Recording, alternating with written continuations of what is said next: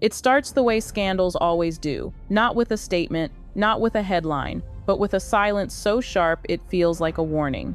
Kim Kardashian hadn't said a word. Not a caption, not a comment, not a clarification. She had simply removed the photos. 3 images posted after Kris Jenner's 70th birthday bash suddenly vanished from her feed. No explanation. No apology. No acknowledgement. Just gone. And in Hollywood, silence from a Kardashian is never accidental. It is strategic, intentional, and louder than any public takedown. Within minutes, rumors began spreading across Instagram gossip pages like wildfire. Where are the Sussex photos? Why were Meg Harry cropped out? Is there drama? And then, as if perfectly timed, the real bombshell dropped. Kim reportedly caught Meghan and Harry lying about photo permissions, one outlet claimed. The headline landed like a slap across the internet. And suddenly, what began as a missing picture became a story of manipulation, betrayal, and Hollywood politics colliding with royal ego. At first, people assumed it was a misunderstanding, maybe a technical error, maybe a glitch. Maybe Kim simply wanted a cleaner grid. But then insiders began talking, not publicly, not loudly, quietly, carefully. Because when it comes to the Kardashians, insiders know better than to speak unless the machine wants them to. But what they whispered was enough to ignite the scandal. They didn't follow the rules, one source said. Harry and Meghan broke the event protocol. Protocol. That word alone meant chaos. Because Kris Jenner's birthday wasn't just a party. It was a meticulously controlled, NDA-protected, media-managed Hollywood event where every photo taken must be cleared through their legal team. Guests sign agreements. They confirm usage rights. They provide consent. They do things the Kardashian way or they don't do them at all. But according to one insider, Meghan and Harry claimed they had pre-approved clearance, which reportedly turned out to be untrue. The source insisted Kim was furious when she discovered the photos were already being circulated by international tabloids and fan accounts, all sourced from Meghan and Harry's team. That's when the removal happened. Fast. Surgical. No discussion. It wasn't what the Sussexes expected. For years, they've controlled their image through Netflix deals, documentary crews, curated interviews, lockdown NDAs, and carefully staged moments. They were used to calling the shots, but not in this room, not at this party, not under this family's empire. Because in the world of Kardashians, only one thing matters: control of the content. And their content had just been hijacked. One insider described the moment Kim realized the Sussex photos were circulating. Her phone kept buzzing. People were texting her asking why her pictures were on British tabloids. She was confused at first. Then she checked her DMs. That's when she found out Meghan's team was pushing them. Kim reportedly didn't yell. She didn't panic. She didn't react emotionally at all. She simply said, "Delete them." And her team deleted them. All of them. But that's not where the story ends. It's where it begins. Because hours later, Reality Tea dropped the line that shook both Hollywood and royal watchers. Kim Kardashian caught Meghan Markle and Prince Harry lying about photo rules, source says. End quote. That word lying created the kind of scandal both families hoped to avoid at all costs. And while Meghan's fans rushed to defend her, pointing out that celebrities share photos all the time, others insisted the Sussexes had crossed a line. "You don't break Kris Jenner's rules," one Hollywood producer said. "You don't bend Kim Kardashian's boundaries." They built empires on media control. They wrote the playbook. And that's where the tension took a darker turn. Because behind the scenes, Meghan and Harry reportedly believed they had permission. They insisted they had verbal approval from someone in Kris's inner circle. But no one on the Kardashian side could confirm that conversation. Not a personal assistant, not a legal rep, not even Kris herself. A Kardashian source put it bluntly, there was no approval, period. Meanwhile, Meghan's side allegedly claims they were encouraged to share the moment to boost crossover engagement. But insiders from the event deny this entirely. One even said, they were not told to post anything. That never happened. So now the internet is left with 2 stories, 2 versions, and 2 worlds colliding. The royal world built on hierarchy, protocol, and public image. And the Kardashian world built on media power, viral dominance, and brand control. Together, it didn't take long for the story to mutate. What began as a quiet whisper on niche forums was suddenly erupting across mainstream platforms. The claim wasn't just that Meghan and Harry had exaggerated something or spun a narrative to their advantage. No, this time, the accusation was far sharper. It was that they had lied. And worse, that they had been caught by someone with the power to make the world stop and listen: Kim Kardashian. Inside entertainment circles, people started calling it the collision nobody expected. Two media empires, two global brands, two families who built their influence on narrative control and public perception. And suddenly, their worlds collided in a way nobody saw coming, because Kim had allegedly stumbled onto something that contradicted the version of events Meghan and Harry had been publicly sharing. The question wasn't just what she found, but how. And it's the how that sent the internet spiraling. To understand the tension, you have to understand the stakes. Meghan and Harry's public image is built on personal truth-telling, on reclaiming their story from the monarchy, from tabloids, from past trauma. Every interview, every documentary, every podcast they've produced has leaned on the idea that they were silenced, mistreated, misunderstood. They crafted a brand rooted in confession and revelation, encouraging the world to see them as survivors who finally broke free. Their value financially, culturally, politically depends on this narrative staying intact. Kim Kardashian, on the other hand, may play into glamour and spectacle, but she built her empire on something far more calculating: documentation. Receipts, evidence. The Kardashians learned long ago that the only thing stronger than a rumor is proof. Phones, cameras, timestamp footage, legal mediation, everything is archived. Everything is backed up. That's the backbone of the Kardashian model: controlling chaos with meticulous record-keeping. So when whispers claimed Kim had anything that contradicted Meghan and Harry's story, the internet snapped to attention. Because if anyone could expose a lie, it would be someone whose entire career has been shaped by proving people wrong with cold, hard evidence. The alleged conflict began quietly. Meghan and Harry had made a claim, something small, something the public initially didn't question. A story about who said what, who offered what, who invited whom, and under what circumstances. It wasn't dramatic on the surface, but it painted a particular picture of themselves as the misunderstood victims of Hollywood's elite circles. It made them appear iced out, mistreated, or misled.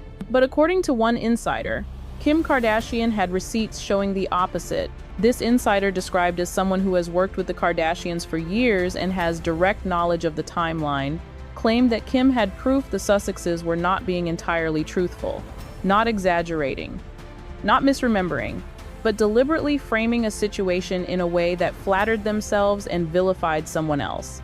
In an industry built on illusion, this was enough to ignite a firestorm. Whispers suggested the alleged lie revolved around an invitation, a claim Meghan and Harry made about an event, who invited them, why they didn't attend, and how they were supposedly treated. In their version, the narrative made them seem like outsiders, victims of Hollywood's coldness, a couple trying to navigate elitist circles that repeatedly rejected them.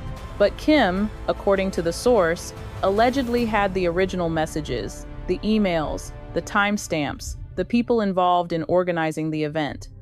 And everything, according to the insider, contradicted the Sussexes' retelling. Where they claimed rejection, she allegedly had proof of a warm invitation. Where they implied mistreatment, she had evidence of the opposite. Where they framed themselves as excluded, she had messages showing they had declined of their own accord. In other words, the narrative had been reversed. And this wasn't just any Hollywood figure discovering inconsistencies. This was Kim Kardashian, someone who understands the weight of public perception more than almost anyone alive. Someone who has survived scandals, crises, cancellations, and comebacks. Someone who knows when to stay silent and when to strike. At first, Kim didn't react publicly. She didn't post vague quotes or cryptic captions. She didn't tweet, she didn't shade. She simply waited. And that silence, according to the insider, spoke volumes. It wasn't passive, it was intentional. The entertainment world interpreted it as a warning. Kim was holding something, and if pushed, she could release it. Behind the scenes, people within Beverly Hills circles were buzzing. PR teams were panicking. Publicists were calling each other late at night trying to confirm what was true and what wasn't. Hollywood thrives on drama, but what it fears is evidence. The Kardashians' reputation for being petty but precise means that if Kim says she has the proof, people believe she does. The Insider described Kim's reaction as calm but serious. Not angry, not dramatic, just deeply unimpressed. The kind of unimpressed that says, "Don't lie about me, because I keep everything." The implication was clear. Meghan and Harry weren't just bending the truth for sympathy, they were bending it in a way that made Kim look deceptive, dismissive, or exclusive. And that's something she wouldn't tolerate. You have to understand the Kardashian philosophy. Image is currency, reputation is leverage. Being painted as someone who excludes others, someone who mistreats guests, someone who lies about social interactions, that is a reputational wound the Kardashians will defend themselves against fiercely. Particularly Kim, whose rebranding over the past decade has been intentional, strategic, and expensive. What made this explosive wasn't the alleged lie itself, but the potential fallout. If Kim were to reveal what she allegedly had, it wouldn't just embarrass Harry and Meghan, it would undermine their entire public brand. It would raise questions about other claims they've made in interviews, books, and documentaries. It would plant seeds of doubt in the minds of viewers, supporters, and critics alike. And worst of all, it was only a matter of time before the world reached a boiling point. Rumors this big don't sit still. They grow, mutate, and twist themselves into something uncontainable. And now, every corner of social media was convinced something explosive was coming. The question wasn't if Kim Kardashian would respond, it was when. And that waiting, that unbearable silence, became the story itself. People weren't refreshing their feeds for celebrity selfies or brand deals anymore. They were searching for clues, a caption that felt pointed, a repost that hinted at irritation, a sudden unfollow, anything. Every tiny movement from Kim's accounts became a potential detonation. Even doing nothing became suspicious. In the world of influencers and celebrities, silence is rarely emptiness, it's a statement. Meanwhile, the Sussexes were reportedly in crisis mode. Their team was trying to gauge the seriousness of the situation. Was Kim really holding something? Was it minor? Was it devastating? Would she release it? Could it be stopped? Because here's the truth. When someone like Kim Kardashian holds receipts, you don't negotiate with her, you navigate around her. You tread carefully. You assess the terrain. You avoid triggering the one thing that could collapse your entire narrative. Insiders claimed Meghan was frustrated, pacing, replaying everything that had been said, trying to figure out where, exactly, the story had twisted. Harry, on the other hand, was said to be more defensive, annoyed that Hollywood circles were suddenly treating Kim like an arbiter of truth. But Meghan knew better. Meghan knew how this town worked. Hollywood respects power, visibility, numbers. And in all of those categories, Kim was a giant. What made everything more volatile was that the public had been losing patience with the Sussexes for months. Every interview, every documentary, every emotional reveal, people were starting to question their authenticity. Not everyone, but enough. Enough that the foundation of their brand was already shaking. So this moment, this rumor, this alleged contradiction, it was the worst possible timing. And so the world kept staring at two massive question marks. Would Kim speak, and would Meghan respond? And as the tension grew, a strange undertow pulled the public into the drama.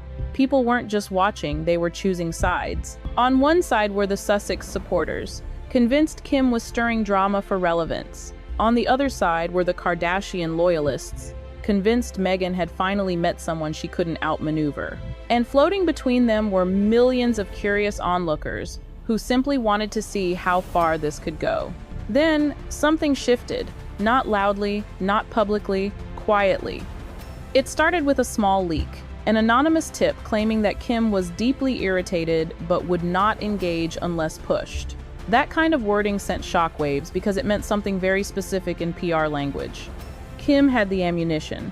And if the Sussexes so much as implied she was lying, she would unload it. Meghan's team knew this kind of coded warning. Insiders say they held emergency calls, advising her to say nothing that could be interpreted as escalation. But that's where things got complicated because Meghan isn't just a celebrity. She's a public figure with a global brand built on personal narrative. If she stayed silent, it looked like guilt. If she spoke, it risked provoking Kim. Every option was dangerous. And then came the story that made everything 10 times more volatile. A report surfaced claiming Kim had shown the alleged messages privately to a trusted circle proof, screenshots, timestamps, not to release them, but to demonstrate that she wasn't bluffing. It wasn't petty, it was protective. She was making sure her name didn't get dragged into a narrative she hadn't created. This leak changed everything. Suddenly, the public believed Kim. Even those who were neutral began to think, if she really had nothing, she'd just deny it. Instead, she was silent. Confidently silent. That kind of silence only comes from certainty. At that point, Meghan and Harry's circle was fractured. Some advisors wanted them to come clean, soften the story, adjust the narrative before Kim intervened. Others urged them to double down, insist their version was correct, and wait out the storm. But waiting only works when the public doesn't sense blood. And right now, the internet smelled blood. As the story reached its peak, something unexpected happened, something that took the scandal from Hollywood gossip to international news. British tabloids published a headline claiming this could be the credibility crisis of the century for the Sussexes. They began replaying old interviews, resurfacing past inconsistencies, hinting that maybe the couple's version of events had been embellished before. The tabloids had been waiting for a moment like this, a moment where someone with enormous power, someone outside the royal family, someone undeniable, might confirm suspicions they had been screaming about for years. Kim's involvement gave them ammunition they'd never had. It wasn't a palace source. It wasn't an anonymous royal aide. It was Kim Kardashian, arguably the most documented woman on Earth. If she said something happened, people believed she could prove it. Suddenly, the Sussexes weren't facing just one scandal, they were facing a credibility avalanche. Then came the moment everyone had been waiting for. Not a video, not a furious post, not a dramatic reveal. A simple, almost gentle gesture. Kim posted a photo, a neutral, unbothered selfie. No caption, no shade, nothing directed at anyone. Just Kim, looking calm, almost too calm. But the internet noticed the details. Her phone case, sitting visibly in frame, was the exact one fans recognized from her infamous receipts folder, the device she used for tracking business communications, contracts, messages, and dates. To most people, it was just a phone. But to those who follow her closely, it was a message. A silent one. A reminder. A warning. She didn't need to say anything. The implication was loud enough. I have everything. The public erupted. Memes, commentary, think pieces, everyone was convinced the war had begun. But it hadn't. Because Kim wasn't trying to start a war. She was signaling she didn't fear one. The ball was now in Meghan's court. And Meghan, sensing how dangerous the situation had become, finally made a move, but not in the way people expected. She didn't go live. She didn't release a statement. She didn't address Kim at all. Instead, she did something far more calculated. She gave a controlled, soft-tone interview where she spoke vaguely about misunderstandings, miscommunication, and narratives that get twisted. In quote, she never named Kim. She never addressed the allegations directly. She spoke emotionally, positioning herself once again as misunderstood, humanized, overwhelmed, and for a moment, just a moment, it worked. Some fans felt sympathy. Others believed her. Some thought she was trying to de-escalate gracefully. But inside Hollywood, the reaction was very different. PR insiders immediately recognized the move. Meghan was trying to dilute the narrative before Kim could respond. She was reframing things in softer language, not admitting, not denying, but painting herself as someone caught in a whirlwind. But the issue wasn't emotion, it was evidence. Emotion can't override documentation. And Kim, according to the insider, didn't buy it. The insider claimed Kim watched the interview unimpressed and made a decision. She would not escalate, but she also wouldn't allow Meghan's version to overwrite the truth. Instead, She quietly shared the alleged receipts with a high-ranking media executive, not for publication, but for protection. If Meghan's narrative ballooned into something defamatory, if her story began to harm Kim's brand, the proof was ready. This was a chess move, not a strike. And here's where the story twisted into something no one expected. The media executive, furious about being used, leaked the existence of the receipts, not the content, not the messages, just the fact that they existed. That single leak transformed the scandal instantly. It was no longer a rumor. It was no longer speculation. It was a near confirmation that Kim had evidence contradicting Meghan and Harry. People who had been neutral suddenly shifted sides. People who supported Meghan began to question her. And those who had suspected exaggeration for years felt vindicated. The Sussexes' brand, once built on emotional storytelling, was suddenly under forensic scrutiny. Every past claim was being examined with new suspicion. Every inconsistency was resurfacing.